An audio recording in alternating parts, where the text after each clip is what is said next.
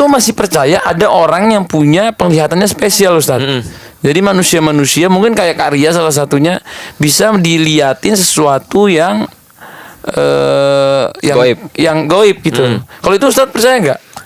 Kalau itu aku balik lagi ya, karena kalau kita berbicara tentang satu, jadi gini, kita itu ketika membahas tentang satu kenyataan itu kita harus punya pisau bedahnya, atau kita harus punya sesuatu yang memang membuat itu jadi oke atau tidak oke. Nah, makanya contoh pendekatan terhadap kebenaran itu kan ada dua ya. Pertama, pendekatan kebenaran dengan metode rasional, yang kedua dengan metode ilmiah. Kalau metode ilmiah udah pasti ditolak, tinggal metode rasional kan seperti apa. Nah, kalau itu metode rasionalnya itu adalah misal kalau itu dikatakan oleh Nabi bahwa Nabi bisa ngelihat, tentu saja kita percaya. Oke. Kan Nabi kan pernah berinteraksi dengan jin kan ya. Berarti ada orang-orang yang memang bisa berinteraksi dengan jin. Misalnya kayak Nabi.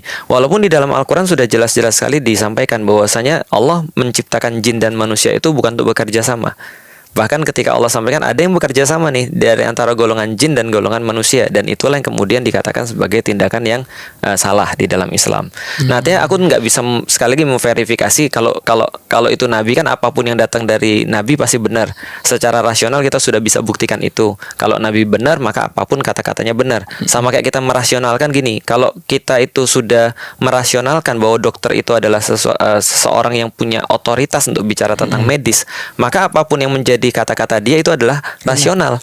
Meskipun kita nggak bisa comprehend, kita nggak bisa menjelaskan gitu maksudnya. Nah, tapi kalau untuk ini kita nggak punya pisau bedahnya. Jadi istilahnya Ustaz juga nggak bisa memastikan orang itu mana yang benar mana yang enggak. Iya, contoh misalnya kenyataannya ada orang yang bilang bisa ngelihat, tapi kan ada orang-orang skizo atau orang-orang yang halusinasi juga bisa lihat. Nah, gimana kita membedakan antara orang tuh halusinasi atau orang tuh bisa melihat? Sama kayak Rasulullah juga dituduh skizo juga sama. Rasulullah itu dituduh gila karena dia membayangkan sesuatu yang seolah-olah ada padahal nggak ada, kata orang-orang Quraisy. Jibril yang datang ke. Betul. Tapi beliau membuktikannya dengan mukjizat. Nah, masalahnya kan mukjizat ini kan nggak ada setelah Nabi. Iya. Orang biasa nggak punya mukjizat. Jadi kita nggak bisa verify tipis antara orang tuh misalnya halusinasi dengan orang tuh memang bisa melihat. Wallahu a'lam bishawab. Kita nggak tahu. Nah,